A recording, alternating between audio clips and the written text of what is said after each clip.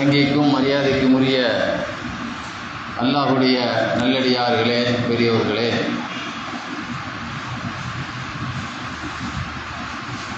உலகத்திலே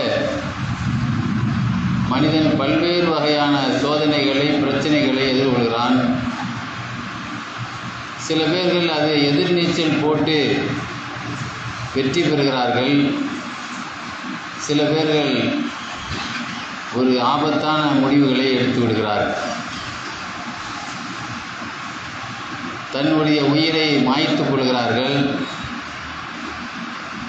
கடனில் மூழ்கியவர்களை பார்க்கிறோம், காதலில் தோல்வியுற்றவர்களை பார்க்கிறோம், இதுபோல பரீட்சையிலே தோற்றவர்களை, மாணவிகளை பார்க்கிறோம். ஆக தற்கொலை என்ற ஒரு தீர்வு தான் நமக்கு தீர்வு என்று ஒரு அபாயகரமான, ஆபத்தான அவசர முடிவை எடுத்துக்கொள்கிறார். இவர்களுக்கெல்லாம் ஒரு சரியான ஒரு எச்சரிக்கையை நமது நாயகம் ஸல்லல்லாஹு அலைஹி வஸல்லம் அவர்கள் நமக்கு சொல்லித் தந்தார். இறைவன் படைத்த உயிரை அவன்தான் எடுக்க வேண்டும். ஒரு மனிதனுக்கு அவன் உயிரை எடுப்பதற்கு எந்த அதிகாரமும் இல்லை. நமக்கு 3 வகையான விஷயங்கள் மூலமாக பெருமானார் நமக்கு விளக்கி தந்தார். யார் ஒருவர் தன்னை கத்தியால் அறுத்து கொண்டு தற்கொலை செய்து கொண்டார்களோ அவர்கள் கத்தியால் அறுக்கப்பட்டு கொண்டே இருப்பார்கள் தண்டனையில். அவர்களுக்கு மறுமையில் தண்டனை என்னன்னா, கத்தியால் அறுக்க அப்புறம் உடம்பு சேரண்டா அறுத்துக்கிட்டே இருப்பாங்க.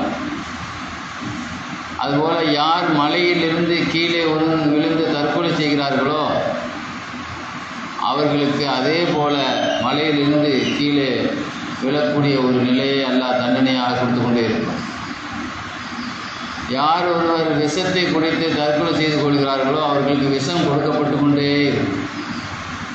ஆக உலகத்தில் உள்ள பிரச்சனையிலிருந்து தன்னை நாம் விடுவித்துக் கொள்ளலாம் என்பதற்காக அவர்கள் எடுக்கிற அந்த அபாயகரமான முடிவு நிரந்தர மறுமை உலகத்திலும் அவர்களுக்கு அதுவே தண்டனையாக ஆக்கப்படுகிறது என்பதை நமக்கு சொல்லித் தந்தார்.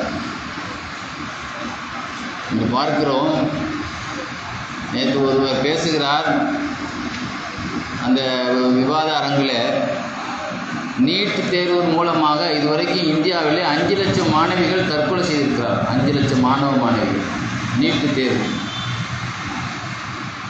அதில் உள்ள அந்த பயத்தினால் நமக்கு வருமா, நம்ம பாஸாக போகணும் அப்படிங்கிற பயத்திலேயே சுமார் 5 லட்சம் பேர் இதுவரைக்கும்.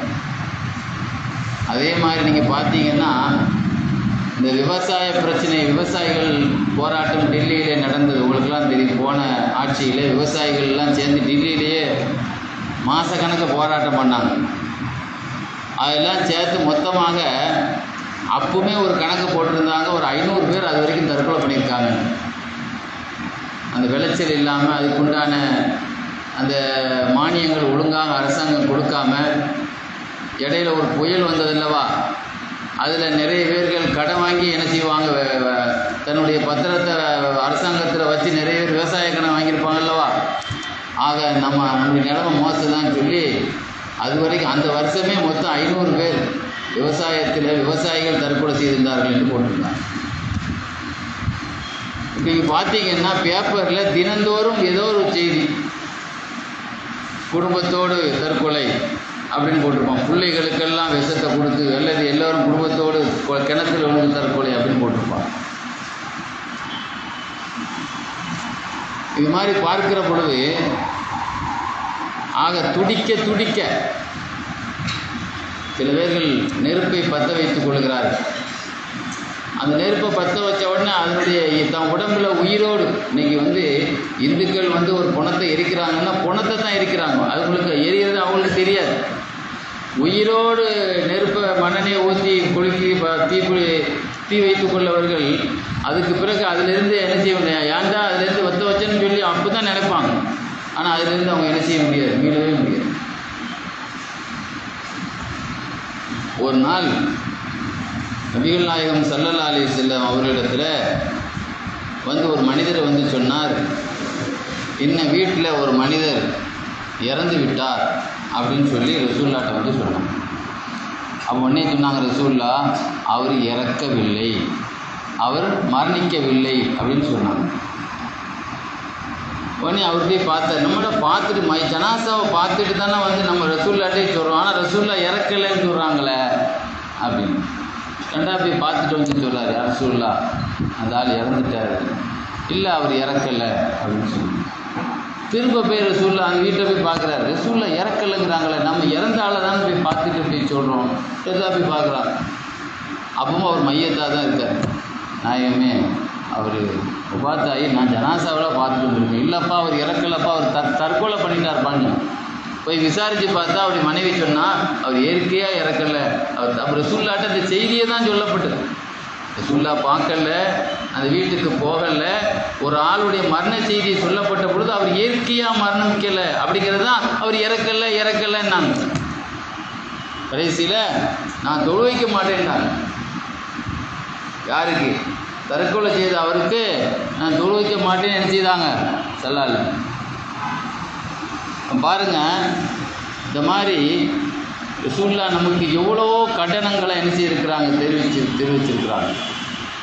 கைபர் போர் பெருமானார் நடத்திய மிகப்பெரிய வெற்றிகரமான போர், மிகப்பெரிய செல்வத்தை இஸ்லாத்துக்கு அள்ளித்தந்த போர் கைபர் போர். இன்றைக்கி யூதர்கள் நம்ம கண்ணில் விரலை விட்டு ஆட்டிக்கிட்டு இருக்கான் பாலஸ்தீனத்தில். ஆனால் அவன் கண்ணில் விரலை விட்டு ஆட்டின போர் கைபர் போர். இன்றைக்கி யூதர்கள் தானங்க நம்மளை ஆட்டி படைக்கிறான். அந்த யூதர்களுடைய சாம்ராஜ்யத்தை சரித்த போர், அவர்களை மண்ணக்கவ வைத்த போர், அவர்களுடைய அத்தனை கோட்டைகளையும் பெருமானாருடைய கட்டுப்பாட்டுக்குள் கொண்டு வந்த போர், அவர்களை அத்தனை பேரையும் அடிமையாக்கி, முதலாளியாக இருந்தவர்களெல்லாம் பெருமானாருடைய அடிமையாக்கி அவர்கள் வயலிலேயே அவர்களை வேலை செய்ய வைத்து அவர்கள் விவசாயம் பண்ணதே பாதியை கப்பம் கட்ட வைத்த போர், வரி கட்ட வைத்த போர். எவ்வளோ பெரிய ஒரு சரித்திர போர் தெரியுமா கைபர் போர். அந்த போர்க்களத்தில்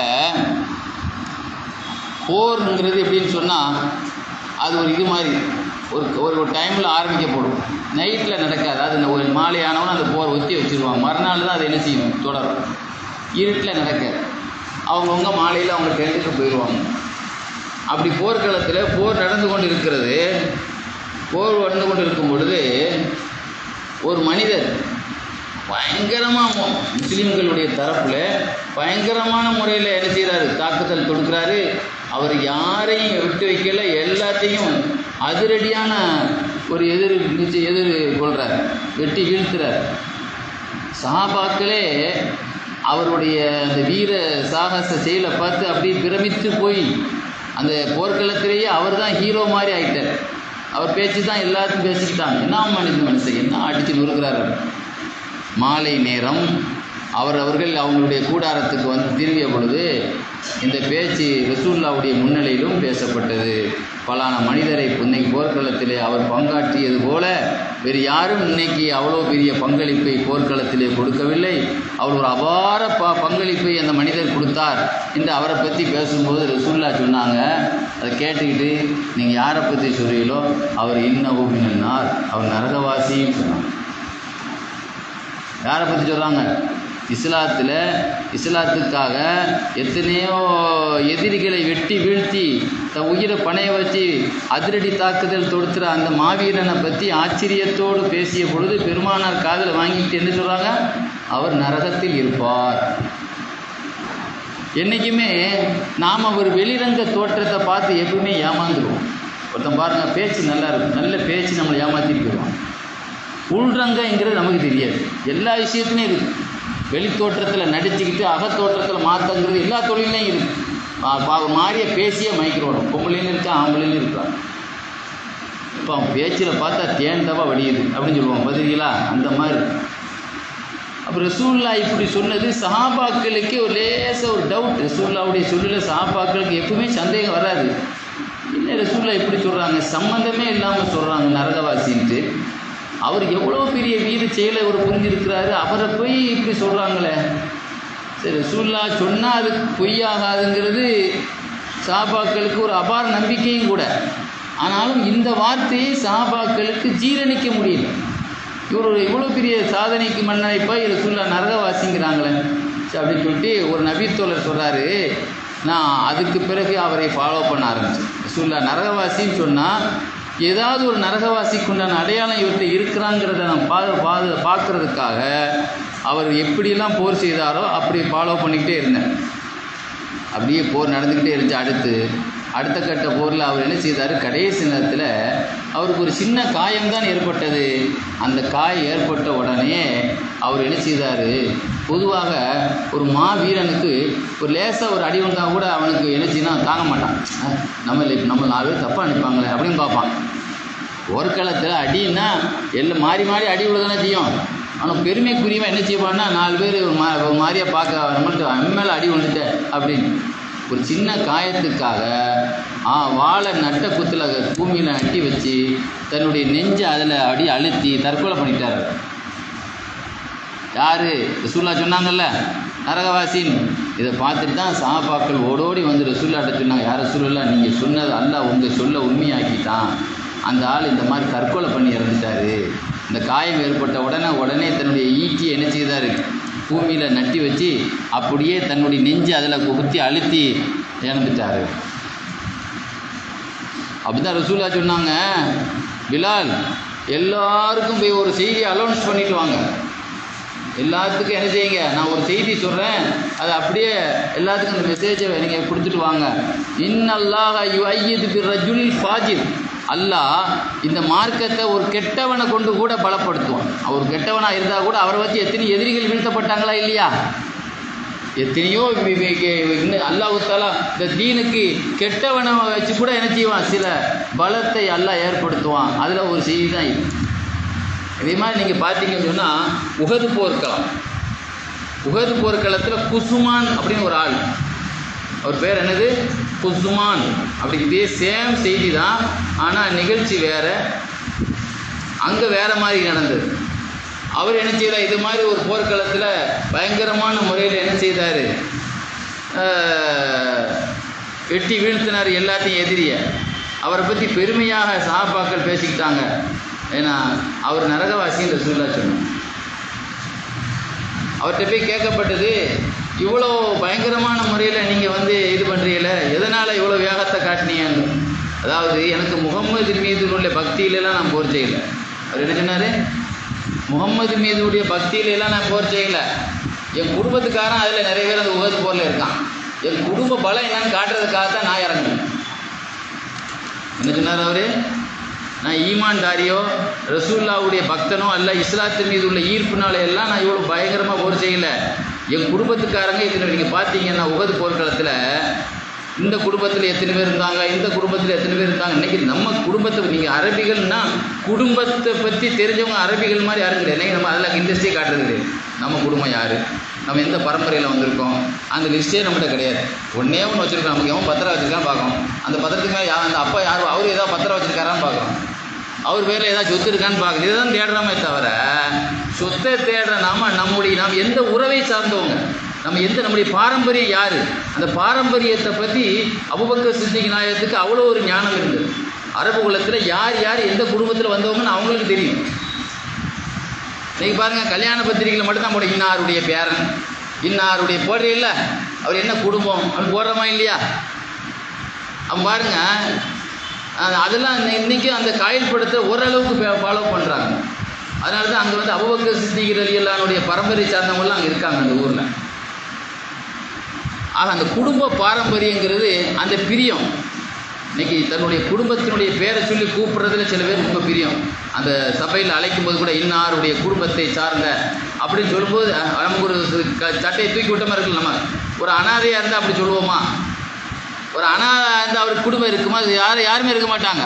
அப்போ அந்த குடும்பங்கிறது நம்ம குடும்பத்தினுடைய பெருமை. அதனால தான் ரசூலுல்லாஹ் சொன்னாங்க, உலகத்தில் 4 காரணத்துக்காக கல்யாணம் பண்ணிக்கிறாங்க. அதில் ஒன்று குலத்துக்காக.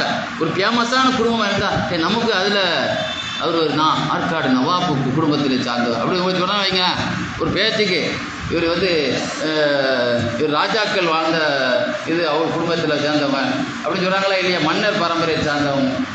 ஏன்னா இவர் டில்லி நிஜாமுத்தீன் மன்னருடைய வாரிசு அப்படிலாம் சொன்ன ஒரு இதாக இருக்குல்லங்க. ஒரு இவங்களாம் முகலாயர்களுடைய பாரம்பரியத்தை சார்ந்தவங்க. அப்போ அந்த மாதிரி அந்த குடும்பங்கிறது சில பேருக்கு அதில் ரொம்ப அதிகமான இன்றைக்கி அந்த நம்ம இன்றைக்கி உள்ள யூத்துகளுக்கெல்லாம் அது பிடிக்க வச்சு இவனுக்கு ஒரே ஒன்று நண்பன் ஃப்ரெண்டு தான் சாகுறானுங்க.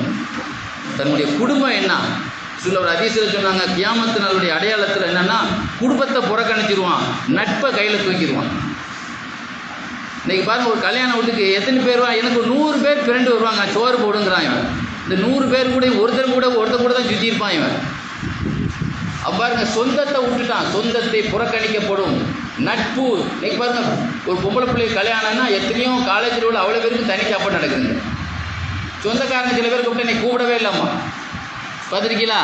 அப்போ சொந்தத்தை தூக்கி எறியப்படும், நட்பை என்ன செய்யப்படும், தூக்கி வைக்கிறதுதான் கியாமத்து நாளுடைய அடையாளம். ரசூலுல்லாஹ் ஒரு 10-15 அடையாளத்தில் அந்த செய்தியை நமக்கு குறிப்பு காட்டினாங்க. அரபிகள்கிட்ட அது ஒரு பெருமை இல்லை, வெறி, குடும்ப வெறி.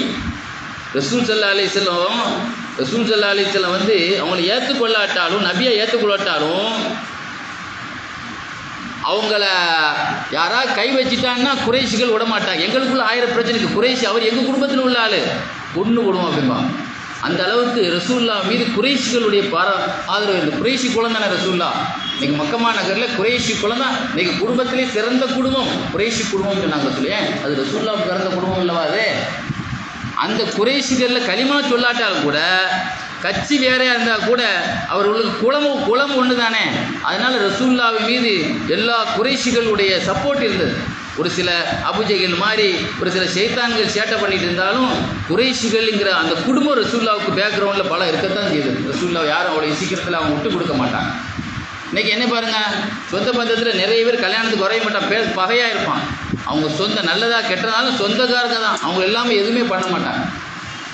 ஏன் ரசூலுல்லாஹ்வுக்கு அபூ தாலிபு அவங்க இஸ்லாத்துக்கே வரலன்னு சொல்கிறாங்க. ஆனால் அபூ தாலிப் இருக்கிற வரைக்கும் ரசூலுல்லாஹ்வுக்கு அவங்க தான் பாடிக்கேட்டாக இருந்தாங்க. ரசூலுல்லாஹ்வுக்கு பாடிக்கேட்டே யார் தான்? அபூ தாலிப் தான் பாடிக்கேட்டாக இருந்தாங்களா? என்னைக்கு அபூ தாலிப் ஒபாத்தானாங்களோ, கதீஜா நாய் ஒபாத்தானாங்களோ, அன்னைக்கு தான் அவன் கழுத்தில் வந்து மிதிக்க வந்தான் அபூஜெஹல். அப்போ அந்த அளவுக்கு கதீஜா நாயினுடைய பண பலமும் அபூ தாலிப் அவருடைய குடும்ப பலம் தான் ரசூலுல்லாஹ்வுக்கு ப்ளஸ் பாயிண்டாக இருந்தது. அது மாதிரி என்னன்னா, அந்த ஆள் என்ன சொல்கிறார், இந்த போர்க்களத்தில் நான் பெரிய மாவீரனாக செயல்பட்டது என் குடும்பத்தினுடைய வீரத்தை நான் இந்த போர்க்களத்தை நான் வெளிப்படுத்த வேண்டும் என்பதற்குத்தான். பரவாயில்லையப்பா, அந்த குடும்பத்துக்காரன் என்ன போடு போட்டான் அப்படின்னு சொல்லணுங்கிறதுக்கா. அதனால தான் ரசூலுல்லாஹ்வுக்கு ஒரு ஆள் தொழுகுதாக கூட தன் பின்னால் தொழக்கூடியவருடைய மனசில் இத்தனா சப்புல அவர் என்ன நினைச்சிட்டு இருக்காரு, கடைசி சப்புல உள்ளவர் என்ன நினைச்சிட்டு இருக்காரு, யார் அல்லாஹ்வுடைய தொடர்பில் இருக்காரு என்பதெல்லாம் ரசூலுல்லாஹ்வுக்கு அல்லாஹ் கற்றுக் கொடுத்தான் பின்னால் தொழுகிறது. அது மாதிரி ஒரு பணத்தை கொண்டு கொடுத்தா கூட இது சுத்தமான தர்மமா, இது அசுத்தமான தர்மமா என்று ரசூலுல்லாஹ் சொல்லிடுவாங்க. இது ஹலாலா ஹராமா. ஒரு ஆள் வந்து என்ன செய்தார், சலாம் சொல்கிறாருன்னா அந்த சலாமில் வந்து என்ன நோக்கத்துக்கு வந்திருக்கான் அப்படிங்கிறத ரசூலுல்லாஹ் என்ன செய்வாங்க, சாடையிலேயே சாடை அறியாதவன் சர்வ முட்டாளின் தான். அதே மாதிரி ரசூலுல்லாஹ் வந்து நபி. அதனால ரசூலுல்லாஹ் என்ன சொன்னாங்க, நீங்கள் வெளி தோற்றத்தை பார்க்குறீங்க, அவன் அல்லாஹ்வுக்கா போர் செய்யலைங்கிறத சொன்ன உடனே அவர் கடைசின்னு அவரும் தற்கொலை பண்ணி தான் இறந்தார். எதுக்கு சொல்கிறேன்னா, இந்த மாதிரி உலகத்தில் வந்து நிறைய பேர் இந்த மாதிரி என்ன செய்கிறாங்க. ரசூல் ஸல்லல்லாஹு அலைஹி வஸல்லம் மக்காவிலிருந்து மதீனாவுக்கு வந்த உடனே சஹாபாக்கள் என்ன செய்தாங்க, மதீனாவிலேருந்து போனாங்க. சில பேர் வெளிநாட்டிலேருந்து துருவா மதீனாவுக்கு கிளம்பிட்டாங்க. மக்காவாசிகள் மதீனாவுக்கு போனாங்க. வெளிநாட்டிலேருந்து வந்தவங்களும் அப்படியே கப்பலை மதீனா பக்கம் திருப்பிட்டாங்க. ஹிஜ்ரத்து பயணம். அந்த ஹிஜ்ரத்து பயணத்தில் துஃபைலு தௌசி, யமன் நாட்டை சார்ந்த தௌசு குடும்பத்தை சார்ந்த துஃபைலு தௌசி அவரும் என்ன செய்தார் சொல்லுவார், நான் வந்தேன் என்னுடைய நண்பர் ஒரு ஆள் என் கூடவே வந்து இஸ்லாத்துக்கு வந்து நாடு தொடர்ந்து மதீனாவுக்கு வந்தோம். வந்து மதீனாவிலே நாங்கள் அங்கேயே ரெஸ்ட் எடுத்துட்டு அங்கேயே களிமா சொல்லி தங்கிட்டோம். திடீரென்று என்னுடைய நண்பருக்கு ஒரு நோக்காடி ஏற்பட்டது, ஒரு சுகமில்லாத ஒரு நிலை ஏற்பட்டது, ஒரு வேதனை ஏற்பட்டது உடலில். அந்த வேதனை தாங்க முடியாமல் கழுத்தில் கை நரம்பையெல்லாம் கட் பண்ணிட்டார், தற்கொலை பண்ணி இறந்துட்டார். யார் சொல்கிறா?